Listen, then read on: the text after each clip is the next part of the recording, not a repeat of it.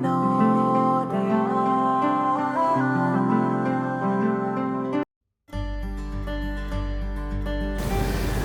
నేను doctor Gautam Krishna, general physician, Ayodhya hospitals, Kakinada.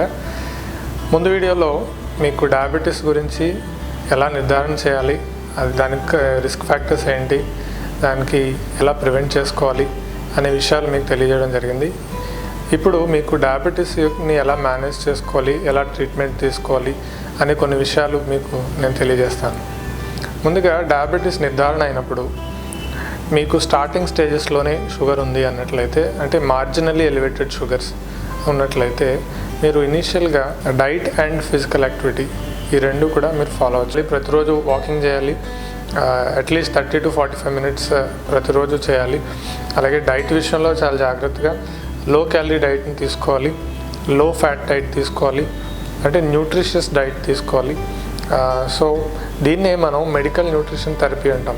So medical nutrition therapy అంటే మనకి డైటీషియన్ యొక్క సహాయంతో మీరు డైలీ ఎటువంటి ఫుడ్స్ తినచ్చు, ఎలా తీసుకోవాలి అనేది మనం ఒక చార్ట్ అనేది, ఫుడ్ చార్ట్ అనేది తయారు చేయడం జరుగుతుంది. సో దాని ప్రకారంగా మీరు డైలీ ఫుడ్ ఇంటేక్ని మీరు బ్రేక్ఫాస్ట్, లంచ్, డిన్నర్ ఏ విధంగా తీసుకోవాలనుకుంటున్నారన్నది దాన్ని మాడిఫై చేసి దాన్ని లో క్యాలరీ, లో ఫ్యాట్ డైట్గా మనం చేసి, సో ఏంటంటే దీన్ని ఇలా చేయడం వల్ల సో మీరు వెయిట్ రిడక్షన్ అనేది మనకి ఇక్కడ జరుగుతుంది.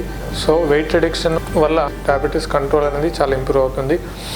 So diet and physical activity అనేది ఫస్ట్ ట్రీట్మెంట్లో మనకి ప్రధానంగా మనకు కనిపిస్తుంది.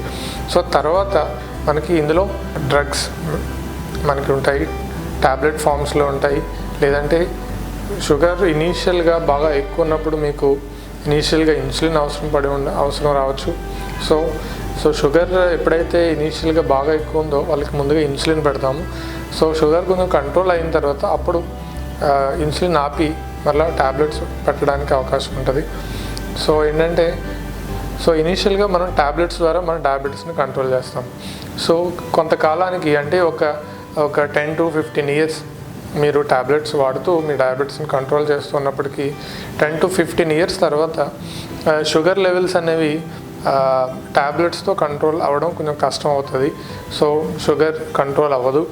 సో అప్పుడు ఏంటంటే జనరల్గా మనం ఇన్సులిన్కి వెళ్తాము. సో ఇన్సులిన్ అనేది ఏంటంటే ఈ స్టేజ్లో ఇన్సులిన్ మనం యూస్ చేసుకుని షుగర్స్ని మనం పర్ఫెక్ట్గా కంట్రోల్ చేయొచ్చు. సో ఏంటంటే ఈ ట్రాన్సిషన్ పీరియడ్లో, ఈ టాబ్లెట్స్ నుంచి ఇన్సులిన్కి వెళ్ళే పీరియడ్లో చాలామంది ఇన్సులిన్ని వ్యతిరేకిస్తారు, ఇన్సులిన్ తీసుకోవడానికి చాలా ఇబ్బంది పడుతూ ఉంటారు. సో ఏమనుకుంటారంటే టాబ్లెట్స్ వాడేస్తున్నాం కదా, సరిపోతుంది కదా అని చాలామంది అనుకోవచ్చు. కానీ మనకి షుగర్స్ కంట్రోల్ అనేది చాలా ఇంపార్టెంట్. సో మనం ఇన్సులిన్ వాడినా, టాబ్లెట్స్ వాడినా సరే షుగర్స్ కంట్రోల్ చాలా ఇంపార్టెంట్. కాబట్టి కాంప్లికేషన్స్ మనం రాకుండా అవాయిడ్ చేయాలి. కాబట్టి మనం ఇన్సులిన్ ఒకవేళ అవసరం అయితే మీ డాక్టర్ మీకు ఇన్సులిన్ ప్రిస్క్రైబ్ చేసినట్లయితే తప్పకుండా మీరు ఇన్సులిన్ వాడాల్సిన అవసరం ఉంటుంది. సో ఇన్సులిన్ వాడటం ద్వారా షుగర్స్ని కంట్రోల్ చేసుకోవడం అనేది జరుగుతుంది. సో మనం ప్రధానంగా చూసినట్లయితే first is physical activity and diet control, second is medication. So మెడికేషన్లో మనకి టాబ్లెట్స్ రూపంలో ఉంటాయి, తర్వాత ఇన్సులిన్ రూపంలో ఉంటుంది. సో ఇది ప్రధానంగా మనం డయాబెటీస్లో ట్రీట్మెంట్. సో ఈ ట్రీట్మెంట్లో మనం ఈ డయాబెటీస్ని రెగ్యులర్గా స్క్రీన్ చేసుకుంటూ ఉండాలి, రెగ్యులర్గా షుగర్స్ ఎలా ఉన్నాయి చూసుకుంటూ ఉండాలి. సో ఇదేంటంటే మనం ఫాస్టింగ్ బ్లడ్ షుగర్ చూస్తాము, పోస్ట్ ప్రాండియల్ అంటే తిన్న తర్వాత బ్లడ్ షుగర్ చూస్తాము, తర్వాత HbA1c అనే ఈ మూడు కూడా మనం మానిటర్ చేస్తూ ఉంటాం. సో ఇందులో మనం ప్రధానంగా చూసినట్లయితే HbA1c అనేది చాలా ముఖ్యమైనది. HbA1c అనేది ఏంటంటే హిమోగ్లోబిన్, షుగర్ కలిపి ఉన్న కాంపోనెంట్ని HbA1c అంటాం. సో ఇదేంటంటే మనకి 3 monthsలో యావరేజ్ షుగర్ని మనకి HbA1c ద్వారా మనకు తెలుస్తుంది. సో లాస్ట్ 3 monthsలో మీ యావరేజ్ షుగర్ ఎంత ఉంది అన్నది HbA1cలో మనకి తెలుస్తుంది. సో ఈ HbA1c మీద అవగాహన ప్రతి ఒక్కరికి అవసరం, ఎందుకంటే మనం దీని ద్వారానే మన షుగర్ని ఎక్కువగా మానిటర్ చేస్తాం. సో HbA1c టార్గెట్ ఏంటంటే ఎప్పుడు కూడా లెస్ దాన్ 7 కంటే తక్కువ ఉండాలి. 7 కానీ 7 కంటే తక్కువగా మనం మెయింటైన్ చేస్తే దాన్ని పర్ఫెక్ట్ కంట్రోల్గా మనం చెప్పచ్చు. సో HbA1c 9 కంటే ఎక్కువ ఉంటే అది ఇట్స్ అ బ్యాడ్ కంట్రోల్ అని చెప్తాం. సో హెచ్బిఏవన్సీ ఎప్పుడు కూడా అది మనకి సంవత్సరానికి 2 to 3 times మనం హెచ్బిఏవన్సీ చేయించవచ్చు. అంటే షుగర్ బాగా కంట్రోల్లో ఉంటే మీరు ఎవ్రీ 1 year కానీ ఎవ్రీ 6 months కానీ చేయించవచ్చు. షుగర్ సరిగా కంట్రోల్ లేనప్పుడు ఎవ్రీ 3 months ఈ హెచ్బిఏవన్సీని మనం చేయాల్సిన అవసరం ఉంటుంది.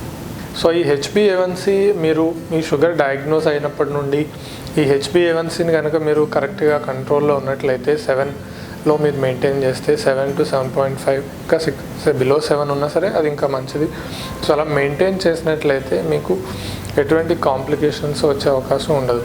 సో మీరు ప్రతి ఒక్కరు కూడా ఈ హెచ్బిఏవన్సీ ఎలా ఉంది, ఫాస్టింగ్ షుగర్స్ ఎలా ఉన్నాయి, పోస్ట్ ప్రాండియల్ షుగర్స్ ఎలా ఉన్నాయి అని ఎప్పటికప్పుడు 3 to 6 monthsకి ఒకసారి చెక్ చేసుకోవడం చాలా అవసరం అన్నమాట.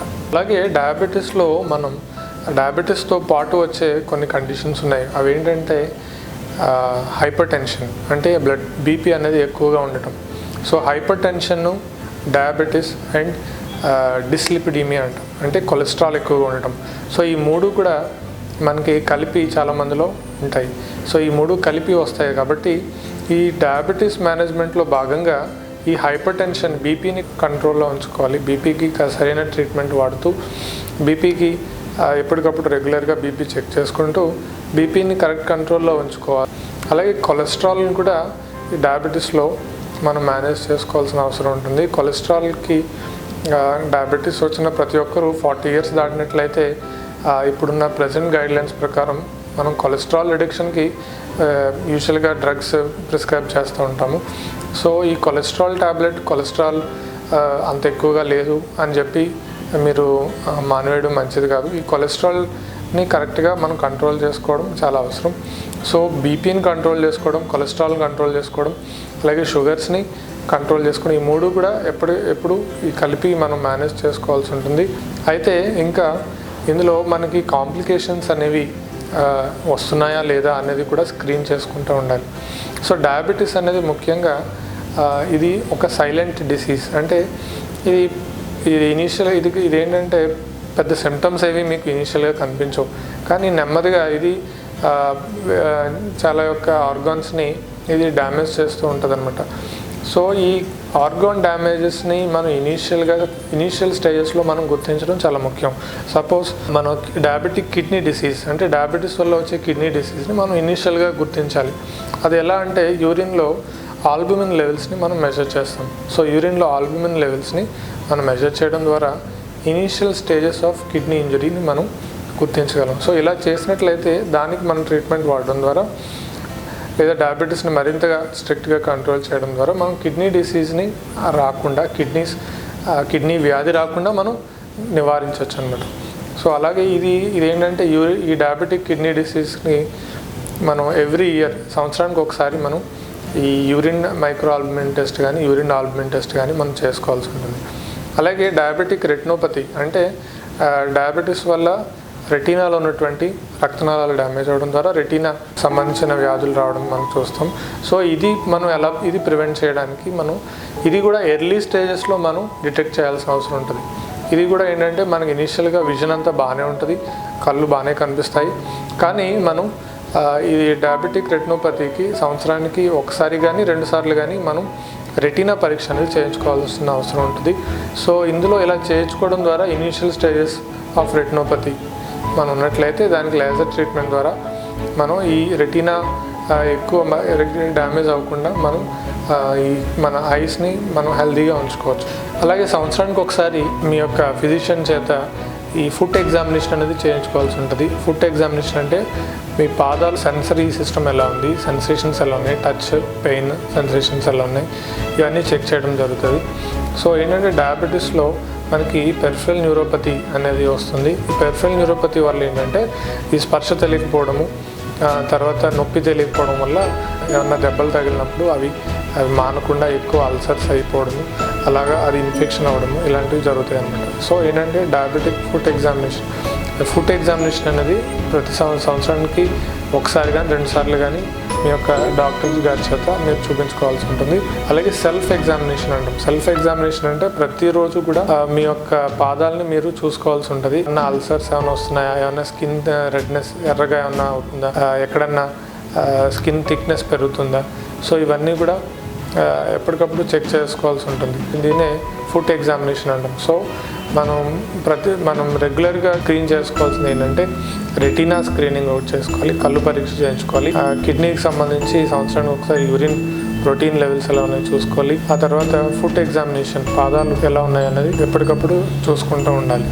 సో ఇవన్నీ చేయడం ద్వారా మనం ఈ కాంప్లికేషన్స్ని మనం ప్రివెంట్ చేస్తున్నాం. అలాగే మనం డైట్ విషయంలో చూసినట్లయితే డైట్లో ఎక్కువగా ఫ్రూట్స్ అండ్ వెజిటబుల్స్ ఎక్కువ ఉండేటట్టుగా మనం చూసుకోవాలి.